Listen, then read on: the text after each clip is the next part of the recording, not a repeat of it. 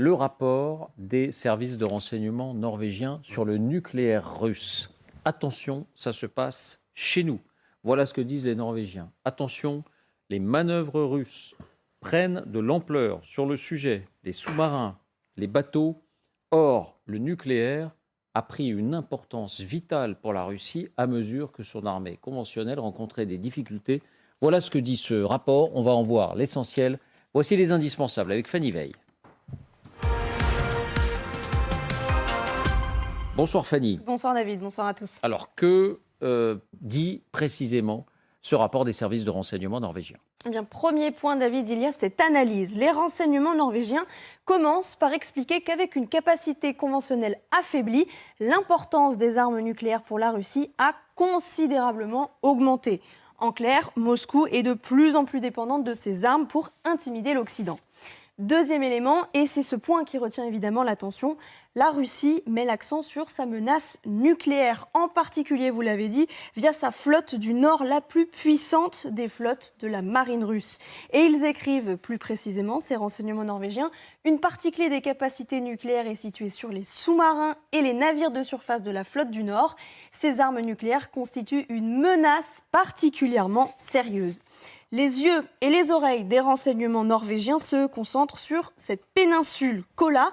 On est tout au nord-ouest de la Russie, à la frontière, vous le voyez, avec la Finlande et avec la Norvège. Et c'est ici, à quelques kilomètres de ses voisins scandinaves, que se trouve le quartier général de cette flotte du Nord russe et ses nombreuses bases. Sur cette photo satellite, on aperçoit ici un navire et également 6 sous-marins tout autour de la côte. Ils sont entourés, vous le voyez, pour être un peu mieux vus. Au moins 4 sont des sous-marins lanceurs d'engins nucléaires. Les services norvégiens sont évidemment aux premières loges. Bon, et ils attirent l'attention, ces services, sur ce qu'ils estiment être la multiplication des manœuvres et des tests. Oui, parce que c'est notamment dans cette zone que les Russes testent leurs nouvelles armes. Les services norvégiens les énumèrent. Le missile hypersonique Zircon, le Sarmat, aussi appelé Satan II, et la fameuse torpille Poséidon, qui peut elle aussi être équipée d'une ogive nucléaire. Et il est même question d'un nouveau sous-marin particulièrement silencieux. Oui, actuellement, cette flotte russe est déjà très, très fournie. On parle de 44 sous-marins sur les 77 de la marine, l'ensemble de la marine russe, dont 7 sont des sous-marins lanceurs d'engins, ceux donc qui tirent les missiles nucléaires. On en voit, je vous le disais sur cette photo que je vous montrais à l'instant, encadrés en jaune, ce sont les sous-marins Delta 4. Et en rouge, ce sont des sous-marins de la classe Boreil. Et ce sont précisément ces sous-marins-là qui constituent la pierre angulaire de la dissuasion nucléaire russe. 170 mètres de long, une centaine de membres d'équipage, une capacité à descendre et à naviguer jusqu'à 480 mètres de profondeur et à porter des missiles nucléaires intercontinentaux. À cela, David, va s'ajouter une nouvelle génération de sous-marins. C'est ce qu'indique le chef adjoint du renseignement norvégien qui évoque de nouveaux sous-marins multirôles silencieux. Merci Fanny. Bon, est-ce qu'on a affaire là, je vous donne la parole dans un instant, on verra, mais d'abord, à vous, spécialistes militaires, est-ce qu'on a affaire là, je ne dis pas des exercices de routine, mais au fond, aux manœuvres indispensables à toute armée qui se respecte pour que son outil nucléaire reste crédible, ou est-ce qu'il se passe quelque chose d'autre ? Écoutez, honnêtement, c'est pas très. Enfin, moi, je suis pas très impressionné quand je vois ça. C'est-à-dire, on peut pas dire que c'est la première fois que depuis 30 ans que les Russes sortent des armes nucléaires dans leurs bateaux. Ils en ont tout le temps. Sur leurs sous-marins. Alors, il y a eu une période où ils faisaient plus de patrouilles parce que l'économie et la marine russe étaient dans un état lamentable. Ils sont remontés en puissance. Il y a souvent et peut-être en permanence, des armes nucléaires russes à la mer depuis des années. Il semble dire que récemment, avant cette guerre, l'arme nucléaire avait été enlevée de ces patrouilleurs sous-marins. Moi, ça m'étonnerait que les armes nucléaires aient été enlevées des sous-marins, l'équivalent de nos SNLE, les sous-marins nucléaires. Ça fait partie de la dissuasion. Nous, la France a en permanence au moins un sous-marin, quelque part en Atlantique Nord, avec des armes nucléaires à bord, voilà, c'est vrai, depuis 1972, je crois. Donc les Russes sont un peu pareils. Alors, OK, on en parle plus aujourd'hui parce qu'il y a ces tensions internationales, parce que les Norvégiens sont inquiets parce qu'ils les voient passer devant chez eux. Mais bon, voilà. Pas de Le quoi fait fouetter est, un chat, pas de quoi fouetter un chat. le fait est que si les Russes ont une marine de surface qui n'est pas très bonne, on l'avait vu avec l'histoire du croiseur Moskva en mer Noire, ils ont une sous-marinade, comme on dit, des sous-marins de très bonne qualité. Et oui, c'est des adversaires extrêmement sérieux des marines occidentales. Ça, il n'y a aucun doute là-dessus. Mais est-ce qu'il y a aujourd'hui une montée?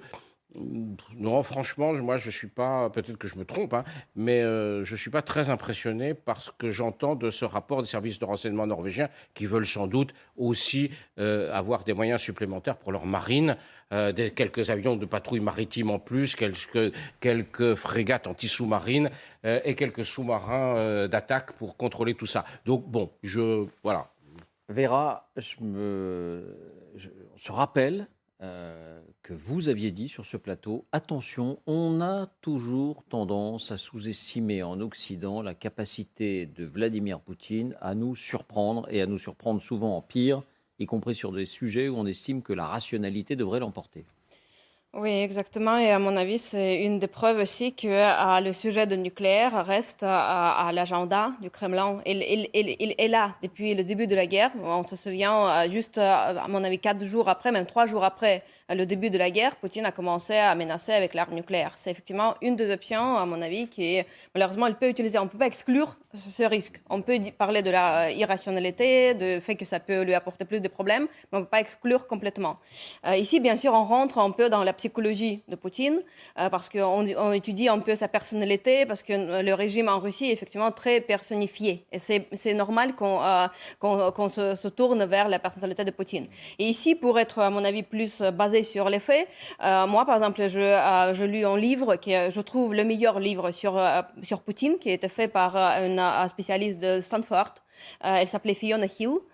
Elle est allée en Russie à plusieurs reprises. Elle a interviewé personnellement Poutine. Et son livre, je trouve que c'est une très bonne analyse de sa personnalité, parce que là-bas, elle raconte que dedans Poutine, il y a 6 personnalités. Il y a 6 masques. 6. Il y a 6 Poutine. 6 Poutine, voilà, 6 masques de Poutine. Voilà, bien sûr que la personnalité la plus importante, c'est l'agent de KGB. C'est la base. Après, il y a l'entrepreneur, il y a aussi athlète, il faisait du sport. Voilà. Et donc, Fiona Hill, à mon avis, il a fait une des études les plus approfondies, les plus basées sur les interviews, sur les témoignages des gens qui ont travaillé directement avec Poutine. Et donc, quand on l'a demandé tout au début de la guerre, elle, comme spécialiste sur la personnalité de Poutine, est-ce que Poutine osera d'utiliser l'arme nucléaire? Elle a dit que, elle a dit en anglais, je vais traduire, elle a dit que si vous, en quelques moments, vous demandez est-ce que Poutine osera-t-il faire ça ou ça, répondez toujours oui. Voilà. Et ça, je trouve que... Il ose tout. Il ose tout. Il est toujours dans la logique d'escalade. Maintenant, à mon avis, ce qui se passe près de Norvège, d'après ce que j'ai compris, ces sous-marins ne sont pas sortis de là-bas depuis 30 ans, comme ça. Donc, c'est quand même quelque chose nouveau, je dirais, dans l'histoire russe nouvelle. Mais à mon avis, c'est aussi un signe effectivement de l'offensive que le Kremlin prépare, parce que ça peut être un appui au cas où, comment menacer, parce que c'est un petit signe que, si quelque chose se passe, il y a déjà des sous-marines préparés. Nous sommes prêts. Nous sommes prêts. C'est un petit, à mon avis, signe par rapport à l'offensive que le Kremlin prépare. Catherine ? Mais c'est sûr que, vu le contexte, tout ce qui concerne le nucléaire russe ne peut qu'impressionner et inquiéter les Norvégiens en premier lieu et toute la communauté occidentale en toute logique. Mais effectivement, à partir du moment où l'offensive russe a déjà été lancée, ça peut être le signe, comme le dit Vera, que voilà, non seulement il y a une offensive sur le terrain, mais n'oubliez en effet jamais que la Russie, en termes de puissance nucléaire, est particulièrement développée dans tout ce qui concerne la flotte et les sous-marins. Donc ça peut être un double message de Vladimir Poutine. Et effectivement, le nucléaire... pour les Russes, c'est une force d'emploi, donc comme son nom l'indique, on peut l'employer, nucléaire tactique, alors que pour les Occidentaux, c'est uniquement stratégique, on l'a déjà expliqué à de nombreuses reprises ici. Donc en tout cas, c'est un message envoyé par la Russie. Est-ce que ça veut dire que Vladimir Poutine va demain utiliser le feu nucléaire? Évidemment, enfin souhaitons-le sûrement pas, mais c'est une petite piqûre de rappel, comme il le fait régulièrement, pour qu'on n'oublie pas que c'est la grande puissance à laquelle qu'il dirige actuellement et qui ne veut pas lâcher l'Ukraine. Alors Pierre, la parole à vous. Depuis le début du conflit, vous insistez sur l'aspect gesticulation à propos du nucléaire, de Poutine et de ceux qui l'entourent. Est-ce que vous voyez là, dans ce qui se passe, une nouvelle gesticulation, peut-être l'affirmation que nous sommes prêts, donc tenez-vous-le pour dit, nous sommes prêts à mettre notre menace à exécution si besoin? Moi, je partage vraiment le point de vue qu'a exprimé Jean-Dominique tout à l'heure. Et il faut savoir aussi que les Russes sont très bons en matière d'intoxication. C'est-à-dire qu'ils peuvent parfaitement monter des scénarios en se mettant sur des canaux qu'ils savent écouter par les services norvégiens ou autres, et avoir des échanges intenses entre amiraux en disant voilà, le président Poutine a demandé que le zircon soit dorénavant mis en dotation sur tel bâtiment, etc. Il a déjà fait ça au moment de la guerre de Crimée, en faisant intercepter volontairement des conversations de généraux russes sur l'utilisation possible par Poutine de l'arme nucléaire si les Occidentaux s'opposaient à l'annexion, enfin l'invasion et à l'annexion de la Crimée. Donc on peut avoir aussi cela. Alors il faut prendre tout cela au sérieux, il faut regarder, c'est pas un plaisantin, il l'a montré, mais je pense qu'il y a une part d'intoxication. Et par ailleurs, dans le rapport de la Norvège, je ne dis pas qu'il y a une confusion, mais il faudrait regarder très près entre ce qui est les sous-marins nucléaires, lanceurs d'engins, le cœur vraiment de la dissuasion nucléaire stratégique. Et normalement, on ne voit pas ces bâtiments. Ils sortent très discrètement, ils sont après plantés au fond de l'eau, ils ne bougent plus. D'autres types de bâtiments qui peuvent emporter des armes nucléaires tactiques. Par exemple, en France, le porte-avions Charles de Gaulle peut emporter des armes nucléaires qui peuvent être servies par les rafales marines et éventuellement. Et la France ne communique pas sur le point de savoir si ça pose des problèmes après pour que le bâtiment, le Charles de Gaulle, puisse relâcher dans tel ou tel port. Il y a des ports étrangers qui refusent d'avoir des bâtiments à propulsion nucléaire ou avec des armes nucléaires à bord. Mais la France peut parfaitement embarquer des armes nucléaires dites tactiques. J'aime pas beaucoup ce terme, disons. Moi, je préfère les appeler. Et la France en a? Oui, bien sûr. La France a absolument des bombes nucléaires de champ de bataille, comme on dit. Non. Nous, on n'utilise pas de... pas d'armement tactique. Non, c'est-à-dire que si vous voulez, tout ça, je les appelle pré-stratégiques. Ils restent dans la logique française de la non-utilisation de l'arme nucléaire pour dissuader absolument tout adversaire possible. Et la France se refuse à utiliser n'importe quel type d'arme nucléaire comme de l'artillerie de champ de bataille plus ou moins important. Et donc, elle a des armes nucléaires stratégiques avec une capacité de destruction considérable, et elle a des armes, des armes nucléaires plus petites, que j'aime pas appeler tactiques, parce qu'il y a d'ailleurs... 300 kilotonnes, c'est quand même 5 fois Hiroshima. Hein. Oui, ça reste du lourd, mais c'est plutôt du pré-stratégique, entre guillemets, qui pourrait servir d'ultime avertissement vis-à-vis d'un adversaire qui menacerait les intérêts vitaux de la France, et la France en a. Et on ne communique pas tous les 4 matins, la France ne dit pas on en a mis sur le porte-avions, on en a mis ci, ça. La seule communication qu'on a eue un peu discrète, c'est le fait d'avoir dit au début du conflit qu'on avait 2 sous-marins nucléaires lanceurs d'engins à la mer. Est-ce qu'on l'a vraiment dit? Est-ce qu'on l'a vraiment dit? Deux, Bon, ah oui, deux, ça arrive. Mais Jean-Dominique et moi, on pensait très fortement qu'il y en avait 3 sur les je n'ai jamais su. Mais... Non, mais je crois que c'est le télégramme de Brest qui a l'habitude d'observer et qui a ses sources d'informations avec les familles des marins sans doute, mais que l'armée française elle-même n'a jamais rien dit sur les manœuvres de ces porte-avions, de ces sous-marins. Et là, vous avez le marronnier nucléaire de Poutine qui régulièrement, fait passer le message subliminal. C'est vrai qu'on est vraiment nul sur nos armées conventionnelles, qu'on se fait ramasser régulièrement, etc. Mais alors là, en tout cas, on a des Poséidons qui vont vous faire des vagues, des tsunamis pour submerger les îles britanniques, ou alors on a le zircon qui fait papa-maman, etc. Voilà. Alors, encore une fois, sur les 6000 missiles nucléaires, ils ont certainement des choses tout à fait terrifiantes. Oui. David, vous avez dit, juste un mot, vous avez dit tout à l'heure, Vladimir Poutine dit « je suis prêt à la guerre nucléaire ».